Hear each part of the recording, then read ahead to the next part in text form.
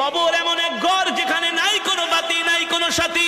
আল্লাহর নবী জিজ্ঞেস করলেন, খাদিজা, আমি আমার জুব্বা মোবারক দিয়া কাফনের কাপড় বানায়া যদি তোমাকে দাফন দিয়া দিই তাহলে কি হবে?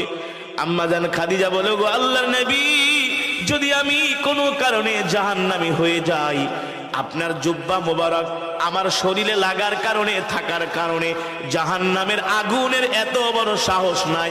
রহমাতুল্লিল আলামিনের জুব্বা মোবারকে জাহান্নামের আগুন লাগবে, ঠিক কিনা বলেন? আল্লাহু আকবার। 2 নম্বরে, আমি তোমার কবরের পাশে কেন হাঁটবো?